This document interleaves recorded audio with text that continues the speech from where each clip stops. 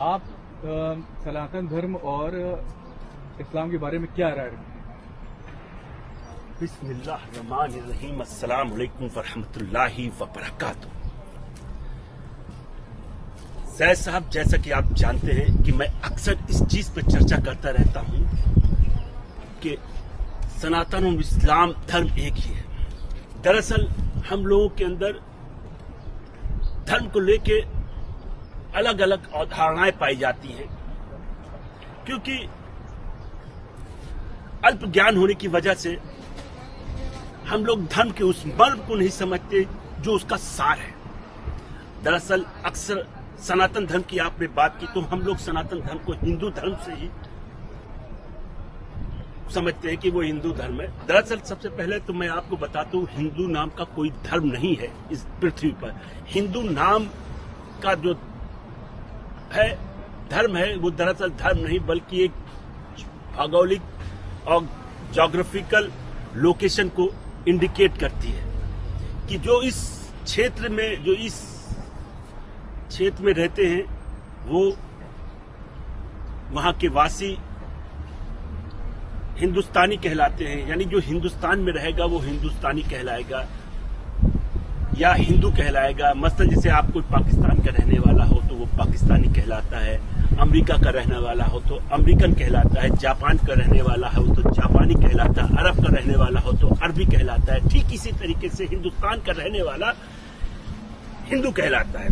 अब आते हैं हम सनातन धर्म पर चर्चा करते हैं। सनातन धर्म दरअसल सबसे पहले हमें जानना होगा सनातन का मतलब क्या होता है। सनातन का मतलब होता है जो शाश्वत हो, जो सृष्टि के आरंभ काल से चला आया हो, यानी हर चीज एक नियम के अनुरूप बंधी हो। जो चीज सृष्टि में सबसे पहले हो उसे हम सनातन कहते हैं। और सनातन का कुरान में जो सनातन धर्म के लिए जो वर्ड आया है उसे दीनुल कय्यम कहा जाता है। ये वो दीनुल कय्यम है जो शाश्वत है, जो हमेशा से चला आया है। ये इस्लाम का एक गुणात्मक नाम है सनातन, समझ रहे। और सनातन धर्म की जो शिक्षाएं हैं वो एकेश्वरवाद पर है। जितनी भी आदि ग्रंथ में हैं वो सब एकेश्वरवाद की शिक्षा देते हैं। एकेश्वरवाद क्या है? एक कंब्रह्म द्वितीय नास्ते, यानी ईश्वर एक है दूसरा नहीं, जिसको हम लोग ला इलाहा इल्लल्लाह कहते हैं। क्योंकि कुरान में है कि वला कौमिन लिकुल्ली हाद, और हमने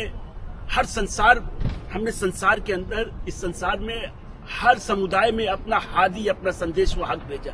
वो संदेश क्या था?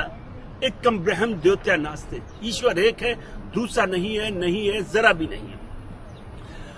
और जितनी भी किताबें हैं ईश्वरी, जितनी भी धर्म ग्रंथ हैं, उनमें एक चीज समान है। वो समानता क्या है? वो समानता ईश्वर एक है।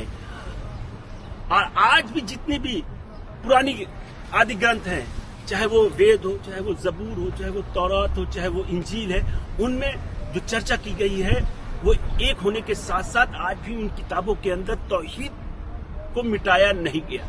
ये बहुत बड़ी चीज है।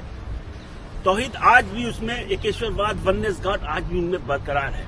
तो इसके आधार पर हम ये कह सकते हैं कि तमाम धर्म जो हैं उनका जो मूल है वो एक ईश्वर की उपासना और मूर्ति पूजा को वर्जित करार देता है। इसी के साथ मैं अपनी बात को यहीं पर खत्म करता हूँ। सलाम।